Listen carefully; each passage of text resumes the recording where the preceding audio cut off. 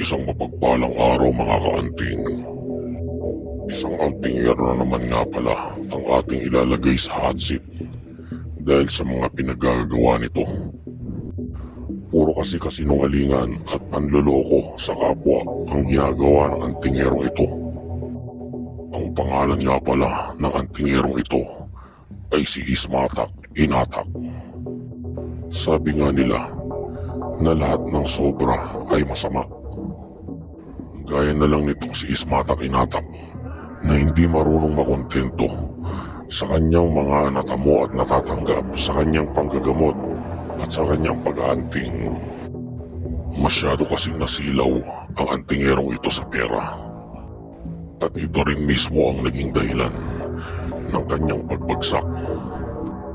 Saan ka naman nakakita ng antingero na nagte-testing sa buhay ng manok ng paulit-ulit? Halos araw-araw ay ginagawa niya ang ganitong klase ng testingan sa buhay ng manok para lang mapatunayan sa lahat na ang kanyang angking galing sa pag-aanting ay legit. Sa ganitong paraan kasi siya pumepera dahil sa mga testingan niya ng kanyang mga agimat ay marami siyang naluloko at marami ang bumibili ng kanyang mga tangan na agimat. Pero kung ang mga ibang tao na nanonood sa kanya ay kanyang naluloko, ay ibahin niya ako. Dahil ako mismo ang uusig sa kanya sa mga pinagagawa niyang panloloko sa kapwa niya. Instant karma nga ang nangyari kay Ismatak Inatak. Dahil after niyang mag-testing ng ilang buhay na manok, ay si Meta mismo ang gumawa ng paraan para matanggal ang channel niya sa Facebook.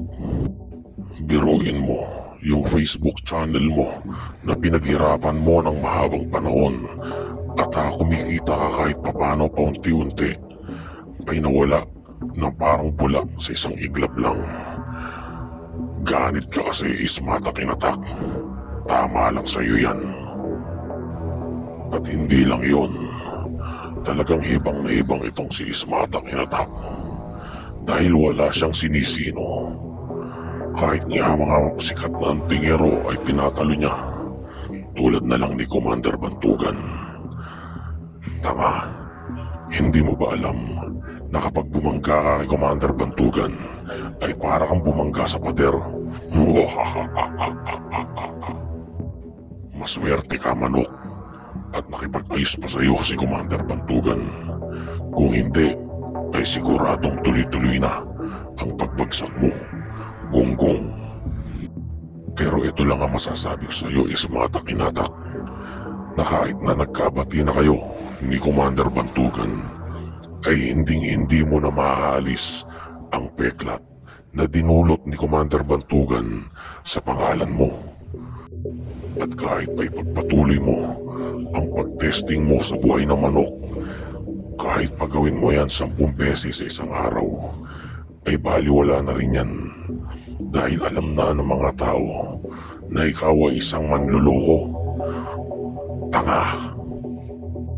Kaya kung ako sa'yo Ismatak Inatak, ay mag-isip-isip ka na ng ibang linya ng iyong pagkakakitaan.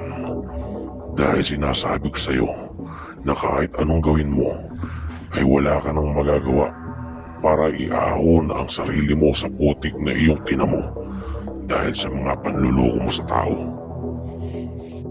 At para naman sa mga taga-suporta ni Manok at sa mga kapanood ng video ito, ay bahala kayo kung patuloy niyo pa rin susuportahan itong si Ismatak Inatak.